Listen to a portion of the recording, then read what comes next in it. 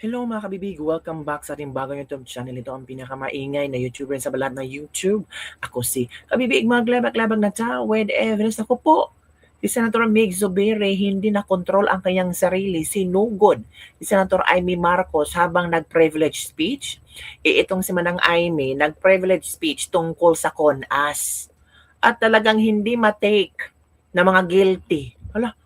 Wala man lang pinangalanan si Senator Amy Marcos doon, mga litrato lang pero guilty na guilty sila. Minority black, todo depensa, todo nataranta. Ay grabe pakinggan nyo, ipakita ko sa inyo ang picture kabibiga. Habang si Senator Amy Marcos is tawag dito, nag-play sa kanyang video presentation. Yan yan. Na gumagana ang demokrasya, kailangan lang maalala ng bawat senador na kahit sila ay may kapangyarihan, hindi dapat nilang malimutan ng pagkatao. Sa kabila ng lahat ng problema, pinakamababang halaga ng piso sa kasaysayan, mataas na bilihin at gastusin, kawalan ng trabaho, halos wala ng mga nagpapakamatay na mga magsasaka. Ang inuuna ay politika, investigasyon, na gumagana ang demokrasya. Kailangan lang maalala ng bawat senador na kahit sila ay may kapangyarihan, hindi dapat nilang malimutan ng pagkatao. Sa kabila ng lahat ng problema, pinakamababang halaga ng piso sa kasaysayan, mataas na bilihin at gastusin, kawalan ng trabaho, halos wala ng mga nagpapakamatay na mga magsasaka. Ang inuuna ay politika, investigasyon. Ito bibig booking ka na Migs. Horror mga nasa minority, master of cover-ups of admin bangag. Yung natauhan daw, ayan, nagwala. Kaya naiyak si Zubiri, wala daw kasi sa video na in-upload ni Manang. Bakit sobra siyang affected? Kaya nga, bakit siya sobrang affected? Kung hindi naman siya parte, di ba? Kung sino yung nag-react, parang guilty.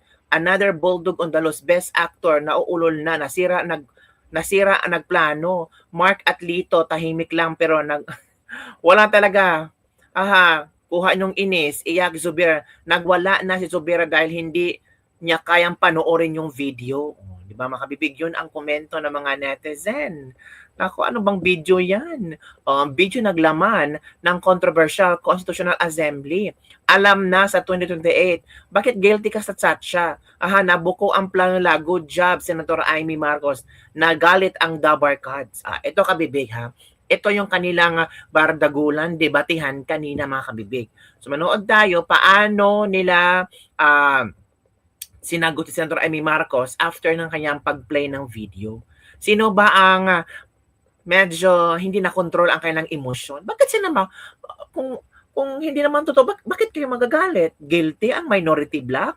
Nako, SB 19, solid black 11, solid pa ba? Yan ang tanong. Ito kabibig ha, manood tayo. Go, Senator Amy Marcos, ipaglaban ang katotohanan. Go. Dapat protektahan natin ang saligang batas ng Pilipinas. Nitong mga nakaraang linggo, hindi lang ako basta Pilipino, hindi lang ako basta senador. Naging reporter pa at vlogger. Tama. Dahil walang mag-cover sa totoong nangyayari. Pero napakaraming nagko-cover up sa mga korap na politiko. Kung meron nakakaalam sa galit ng bayan pagdating sa pagpapahaba ng poder sa kapangyarihan, nasa unahan na ako ng listahan. Hindi ako makakapayag na walang maisabuhay sa mga aral ng kasaysayan. Noong naharang natin ang PI na yan, People's Initiative, noong Enero 2024, hindi naman sila tumigil. Noong ika-12 ng Agosto 2025, unang inihayag ni Bongbong Marcos, ang ating Pangulo, na hindi niya tututulan ang isang Constitutional Convention o CONCON upang ayusin umano ang mga butas sa saligang batas. Butas. Kasunod ng pahiwatig ng Kongreso na sumusuporta nito.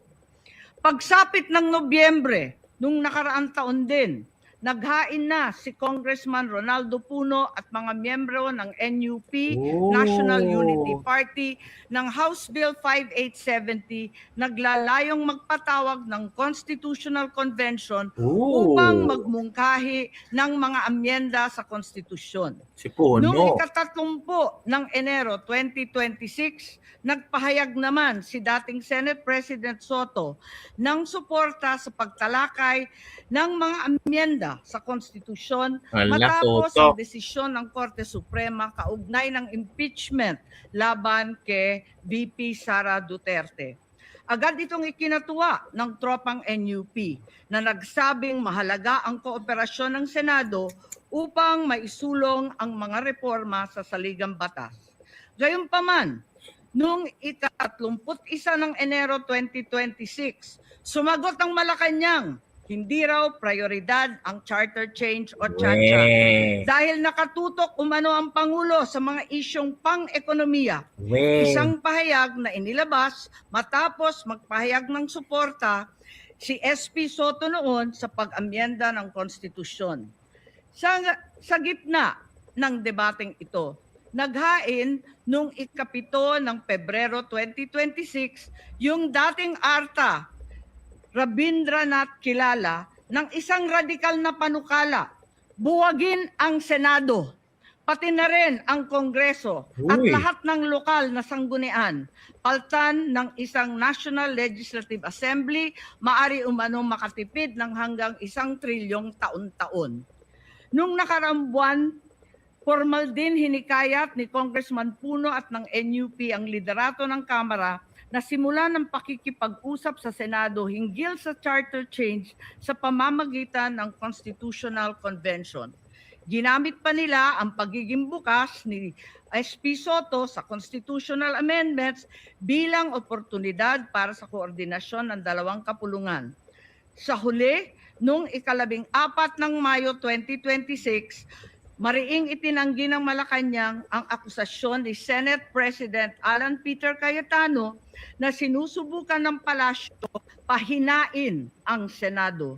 Binigyan diin ng palasyo na hindi pinag-uusapan ng CHACHA at inulit ang pananaw ng Pangulo na hindi ang pag-amyenda ng saligang batas ang sagot sa kasalukuyang problema ng bansa. Ngunit hindi ito ang nangyayari sa labas ng palasyo. Ang NOEL at term extension ay buhay na buhay sa mga patay na patay sa kapangyarihan. Pagkat sa kasalukuyang ika-20, ika-20 Kongreso, maraming panukalang naglalayong baguhin ang konstitusyon. Mula sa House Bill 368 ni Congressman Abante na nagsusulong ng CONCON hanggang sa resolution of both houses number 1 ni Congressman Garbin. Sinundan pa ng resolution of both houses number 2, naglalaman ng mungkahing ibaba sa 35 anyos ang minimum age requirement ng presidente at ang vice-presidente 30 ang edad. Bukod dito, Congressman Richard Gomez naghain ng resolution number 3 upang amyendahan din ang Constitution. Meron pang resolution number 4, nagmumungkahi gawing 3 taon na lamang, 3 magkakasunod na termino ang panunungkulan ng mga senador. Nariyan ang House Resolution 460 daming ginawa ng ni mga Congressman Oreta, Congressman Remulla, Congressman Dasa at iba pa na bibigyan linaw daw ang kahulugan ng forthwith sa impeachment. At mula noong Abril, habang hinihikayat ng mga congressman na bumoto sa impeachment, malakas ang ugong ng NOEL sa 2028. Lumutang na rin ang mga detalye. Magte-term extension ang mga congressman at madadagdagan ng 3 taon na mananatiling nakaupo sa pwesto hanggang 2031. Ganon din, 2028. Ganon din ang mga senador, pati ang Pangulo. Hanggang 2031 na raw. Kung may election man sa 2028, sa lokal na lang. Kaya, Visayas o Mindanao ka man, suportado ng iglesia o hindi, walang problema dahil walang eleksyon. Kaya ang tanong ngayon, ayaw ba talaga ng palasyo sa CHACHA o kunwari lang? O talaga bang wala ng respeto sa Pangulo? Correct. Bukod kay Lito Banayo, napakarami kong sources patungkol sa mga meeting na Oh. naganap para sa isinulong na Constituent Assembly o CONAS. Mga kalipunan ng mga politikong hindi nananalo sa mga matataas na posisyon, inaambisyon nila. Kung hindi kayang manalo sa boto, baguhin na lang ang konstitusyon. Yun. Noon pa man, hindi Takot. ako naging hadlang sa pagbabago. Kumpara lamang sa ekonomiya at ikagiginhawa ng buhay ng Pilipino. Pero magagaling ang mga buwaya.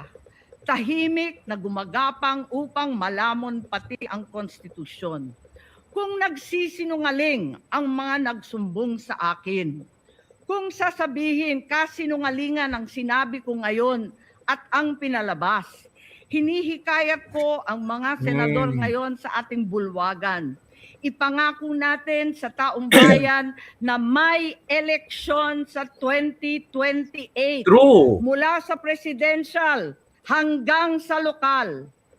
At Madam President, magiging masaya akong mapatunayan na mali ako.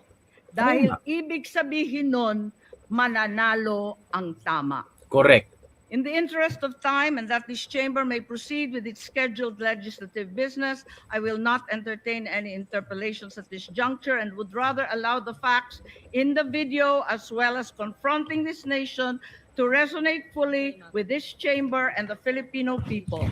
I urge this body to look deeply into what we have witnessed today, act with vigilance, courage, and fidelity to the Galing ni Ivy. Constitution we swore to defend. Maraming salamat po. Kinalaban niyang kapatid Thank you. niya. Madam Okay. President, may Ito na si Migs. may- Yes, we recognize Senator Rod Zubiri. Point of order. Madam President, the point of order. Under Section 93, 94, 95 on Unparliamentary Acts and Language, I just want to point out that the video that the lady senator presented was obviously opinionated, a propaganda tool, Ooh. right? It's should be stricken off the record, Madam President. And it's unparliamentary. We've seen videos presenting evidence on issues that are taken up on the floor. Senator Tulfo always comes out with videos showing people being mauled, people being abused for the information of this body to act on that particular issue. But to come up with an opinionated piece like that, ganong klaseng video na propaganda, na sowing intrigue. Kasi ako, Madam President, hindi naman ako sang-ayon sa people's charter change. Bakit mo inaway si Aimee? I was the first one in this institution who fought that kind of move with the PI. And all of us together, kaming lahat, for the Tapos, first time in the history of the Senate, 24 senators tumayo dyan at pinasapu natin yung Contra People's Initiative, na fake People's Initiative, na talagang kinall out natin yung lahat ng grupo ng tumutulak nun, from the speaker and even bakit Malacanang.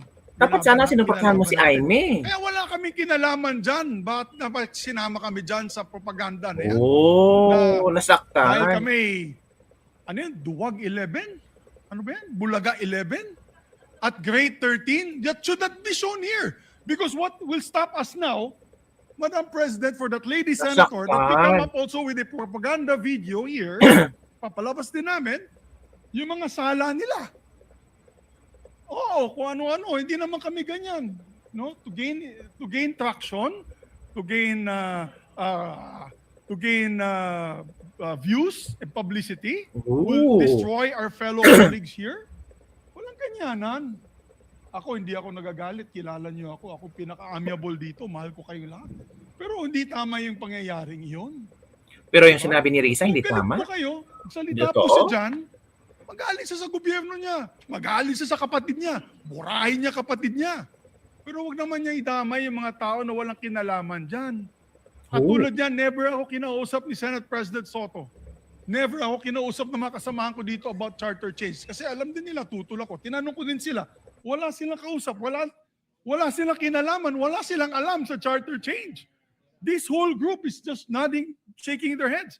There is no such thing. Inday badiday na ba tayo dito? sa Senado. Kaya nga sinasabi, we're a circus. I apologize to those who are watching. They think we're a circus. We are a circus because this type of language that we are pushing in this August chamber, it's unparliamentary, Madam President. It is unparliamentary. And I'll tell you now, these people here, ladies and gentlemen, in this body are not in favor of any amendments to the Constitution. We just want to bring back the integrity of this Paano same si chamber. Soto? Cannot we Nag-meeting-meeting. discuss that as a Wala. group, as a body? Tanungin mo si Fight for Soto. our integrity, for the good name to be brought back, for people like Jokno, people like Tanyada, people like Aquino, people like Salonga, even Frank Drilon, people like Miriam Defensor Santiago, Joker Arroyo, who stood here for what was the best times of our institution. Have we forgotten that and we've made it already like a circus, Madam Chair? I do not agree. Last term Because kasi. I'm not Baka Marcos. I'm not, so when you come up with a propaganda tool like that, hitting all of us, it makes us look that we are, nasa panig po kami ng mali at nasa panig po kami ng mga demonyo. Diba? May panindigan po kami lahat dito, Madam President. Tanungin mo si So therefore, Soto. you can see my passion on this. I move to strike the horrible propaganda video off the records of this great institution, Madam President. Yeah, let's see kung sino pang sasalita. Before I recognize the former Senate President, may I ask the former Senate President, Senator Subiri, is that transformed into your motion? That is your motion. That is a motion, Madam. Yes. So before we act on your motion, may I hear from the minority leader Thank and you. then Senator Tulfo? Yes. Is it a Thank you, Your manifestation Honor. or a motion Thank as you well? very much, Your Honor. Well, this is a way of seconding the motion of Senator Subiri. First of all, the presentation, or what we call the editorial video that we witnessed, yes. I would like to take exception of my being mentioned there. Parang lumalabas na parang lahat ng narinig nila or nakipag-meeting sa akin ang speaker o kung sino pa, parang pumayag ako. Sana tinanong nila yung source nila, pumayag ba ako? Yung mga binabanggit na idea. So, I did meron not talagang even meeting. mention it to any member of the Senate. So merong meeting. Tungkol doon sa mga ideas of, let's say, a regional Senate. So merong meeting. Mga idea ng Pero, mga tao to Na hindi namin alam Di kung ba? pumayag ka ba Kung o nakikinig hindi. ka, narinig mo yung idea, ikaw ba'y sumang-ayon na? Dahil narinig mo? So totoo For may example, meeting. In my case, I have never been in favor of Chacha. Charter change? Never. From the day I became a senator up to the present, ang dami namin pinagdaanan dyan. Wala, Ang mas nag-deny si gusto ko, Soto. Katsa. C-H-A, C-H-A. Not charter change. Ang kailangan natin, Katsa, character change. Weh. That is what we need. Kaya kung merong, let's say, may idea ang Speaker of the House, gustong kausapin ng Senate President at sinasabi nila, meron silang mga membro, ganito, idea ganito, nag-idea ganito, ay ibig sabihin ba nun, mali na kagad ako dahil narinig ko? Ano? Did I agree? Ang sabi ko pa nga, if we're going to change or amend, not change, amend, ang nabanggit ko. If you're going to amend the Constitution, baka ako pumayag sa isang bagay lang, sabi ko. At yun may kumbaga sa in jest ko pa sinabi. Sabi ko, ibaba natin ang edad.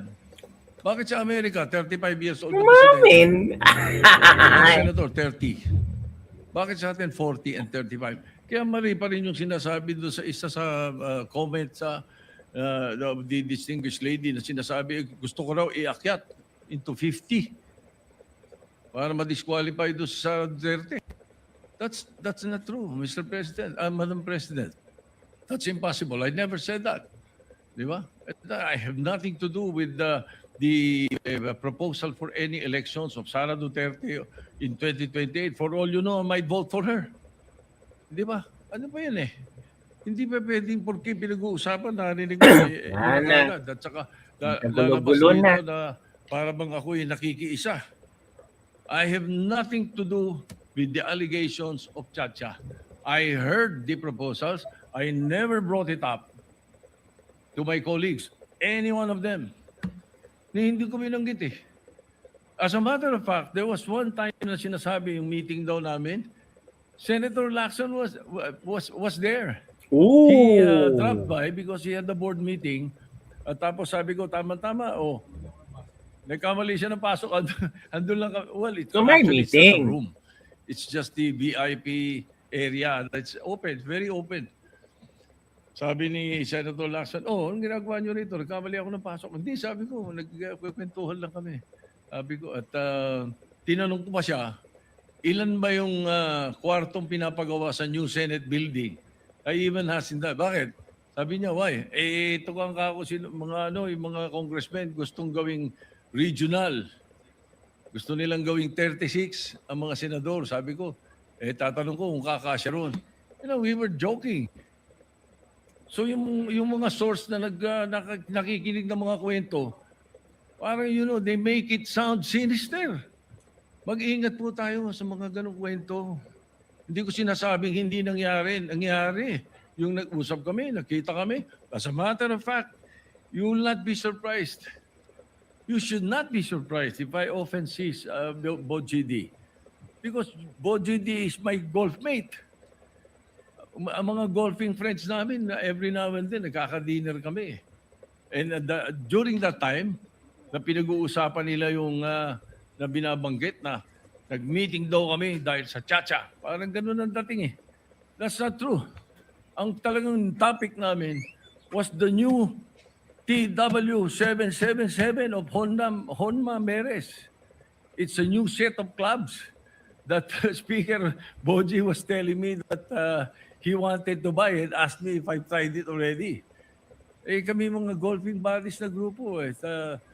Even Dom Mendoza was there because Dom Mendoza is NPC also. So He's the totoo. Secretary General Totoo of yung mga NPC. taong involved sa Pagka meeting. nakikita-kita kami almost, every 2 weeks? Every month, we have an NPC meeting. We always miss you, Madam President, because you seldom attend. So hindi dapat masamahin kung nag-uusap-usap ang mga politiko. Kung may mga idea mga politiko. That's why I really take offense. I take exception to what was presented. But I don't care about what the other mention or the other things that were mentioned. But as far as the issue of my involvement in Chacha is concerned, I vehemently deny. Definitely, I have nothing to do with that. And I second the motion of Senator Subiri that the editorial video should be stricken off the record because it appears na parang mayroon tayong sinister na plano na kasama kami. Yun, gusto ipa-strike out nila. Well, actually, na okay naman si Senator Amy Marcos, ipa-strike out niya. But make sure na may election sa 2028. Ito pala yung parang nasaktan si Soto sa video na ito. Ito pala yung nasaktan si Soto. Noong April 22 sa Soler, nagkita si Tito Soto at Ito pala House yun. Speaker D para pag-usapan kung ano ang papakialaman sa 1987 Constitution habang nakaupo si Bongbong Marcos. Kasama ni House Speaker D ay si South Cotabato Congressman Ferdinand Hernandez. Kasama ni Soto ay ang dating Senate Secretary na si Mark Mendoza. Konas ang gusto nilang mode ng charter change. Impeachment, no elections, term extension. Ito ang inaatupag ng ilang mambabatas na nagiging mambubutas ng sikmura ng taong bayan. Inuuna ito kesa gutom, trabaho, kalusugan, kabuhayan. Tama. Gusto nilang pahabain ang paghihirap ng Pilipino. Gusto ata nilang gumapang ang bayan sa dusa. Gaya ng paggapang ng mga buwaya sa kaban ng bayan at konstitusyon. Ginoong Pangulo, Ginang Pangulo, hindi ko inaakalang aabot sa punto ng buhay ko na ako, isang Marcos, magtatanggol ng 1987 Constitution, isang saligang batas na isinulat laban sa aming pamilya. Pero sa huling pagbisita ko sa libingan ng mga bayani sa puntod ng aking ama, pinaalala ako ng mga katagang nakasulat sa kanyang himlayan, Pilipino. At bilang Pilipino, bilang isang lingkod bayan, bilang isang kaisa-isang anak ni Ferdinand Marcos na may lakas ng loob na tumindig para sa ating bansa, Go, Senator Amy dapat Marcos. protektahan natin ang saligang batas ng Pilipinas. Nitong mga nakaraang linggo, hindi lang ako basta Pilipino, hindi lang ako basta senador, naging reporter pa at vlogger dahil walang mag-cover sa totoong nangyayari. Good.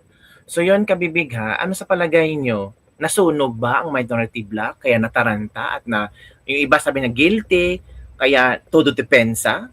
Comment down below and don't forget to like, subscribe, and share this video. Bye everyone. See you next time.